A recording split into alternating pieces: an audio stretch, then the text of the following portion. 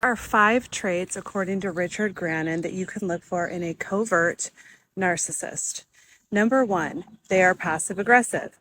And this doesn't mean that they're doing things to eventually lead up to a grandiose aggression. These are small things like not being good listeners, snide remarks that put you down and cut you down, not sharing, basically being selfish at all times and not working towards an egalitarian relationship.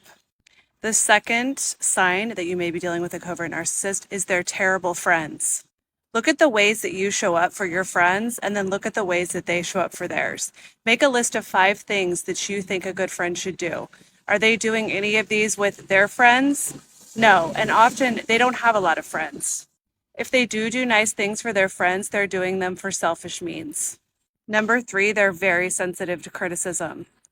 Do you bring up emotions to them, mere emotions that you're feeling, and they automatically take it personal and blow up at you and think you're criticizing them?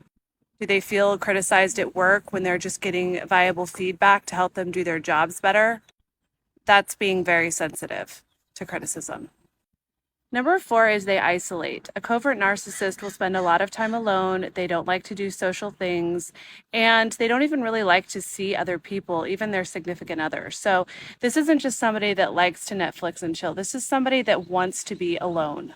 They've gotten so much negative feedback from the outside world that conflicts with their delusion of their sense of self that they like to just be alone. Because there they can be with their favorite person themselves, they can avoid the criticism from the outside world, and they can pour back into themselves in their delusional narcissism. The last one is they're highly exasperated. You'll see this with road rage.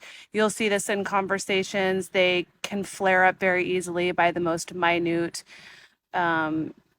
topic of conversation, or if they feel bored with the conversation, you'll often see them yawning and then being exasperated, like, what is this about? Why do I have to listen to this? Being easily exasperated is another sign that you're dealing with a covert person. What was so interesting to me being in this type of relationship is realizing that it's the small microaggressions, and it's a heavy slew of them over a long, consistent period of time that you can then assign as being covertly narcissistic. If you were just to tell somebody of the little minute things that they did, that person may say, that doesn't sound abusive or narcissistic to me.